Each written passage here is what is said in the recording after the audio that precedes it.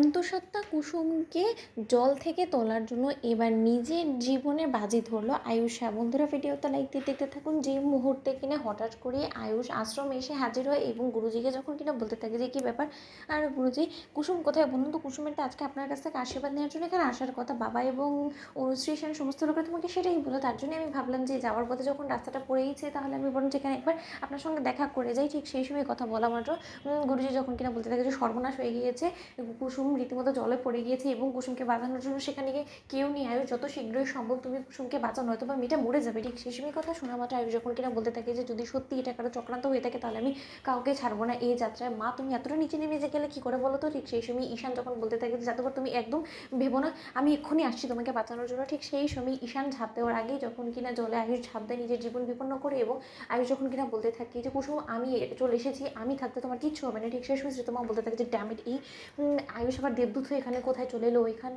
তো ওর আসার এখন কথা না। ওকে তো আমি বলেছিলাম আন্টিকে যে যে করে হোক না কেন ওকে অফিসে মিটিংয়ে ব্যস্ত করে রাখতে, কিন্তু আন্টি একটা কাজ ঠিক করে করতে পারেনি। এবার কী হবে, এবার যদি আয়ুষ সত্যি এই মেয়েটাকে জল থেকে তুলে নিয়ে এসে আবারও বাঁচিয়ে দেয় তখন কী হবে। ঠিক সেই সময় আয়ুষ যখন কিনা বলতে থাকে যে কুসুম তোমার হাত দাও, কুসুম আমি তোমাকে বাঁচাবো, কুসুম হাল ছেড়ে দিলে চলবে না, আমাদের সন্তানের জন্য হলেও তোমাকে বাঁচতে হবে কুসুম। আমরা কি একে অপরের হাত ধরে আমরা শপথ করেছিলাম বলো তো যে আমরা যে করে হোক না কেন আমাদের এই সন্তানকে পৃথিবীর আলো দেখাবো। কুসুম এত সহজে তুমি হাল ছেড়ে দিলে কিন্তু কোনো মতে চলবে না। কুসুম, আমার কথা তুমি শুনতে পারছো? ঠিক সেই সময় কুসুম যখন বলতে থাকে যে ছোটো সাহেব, আমি যে আর পারছি না, আমি যে আর কোনো মতেই আর আমি ধৈর্য ধরে থাকতে পারছি না ছোটো সাহেব, আমার আর বড্ড বেশি কষ্ট হচ্ছে ছোটো সাহেব, আমি শ্বাস নিতে পারছি না। ঠিক সেই সময় কুসুম যখন কিনা এক পর্যায়ে তলিয়ে যেতে লাগে এবং কুসুম যখন কিনা তন্ন তন্ন করে খোঁজা সত্ত্বেও কোথাও কুসুমকে না মেলাতে এক পর্যায়ে সমস্ত লোকেরা যখন কিনা আশা ছেড়ে দেয় এবং আয়ুষও যখন কিনা জলের স্রোতের সঙ্গে কোথাও একটা হারিয়ে যায়। ঠিক সেই সময় এক পর্যায়ে সেখানে যখন কিনা রাজশেখর গাঙ্গুলি বলতে থাকে যে কি তবে কি আমরা ওদের দুজনকেই হারিয়ে ফেলাম, আর কি কোনোদিন ওদের সঙ্গে আমাদের ফের দেখা হবে না।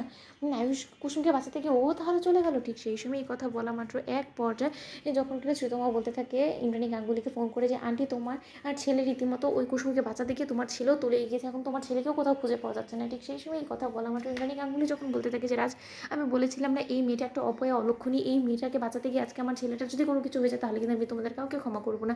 ঠিক সেই সময় এই কথা বলা মাত্র রাজশেখর গাঙ্গুলি যখন বলতে থাকে যে ইন্দ্রাণী যদি ভাগ্য থেকে থাকে তাহলে ওরা একসঙ্গেই বাঁচবে, আর যদি না থাকে তাহলে একসঙ্গেই ওরা মরেছে।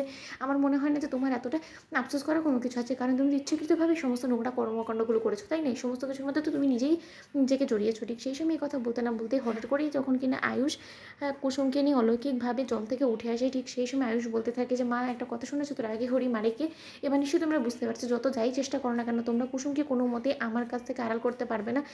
তো বন্ধুরা, লাইক কমেন্ট শেয়ার করে সাবস্ক্রাইব করতে ভুলো না।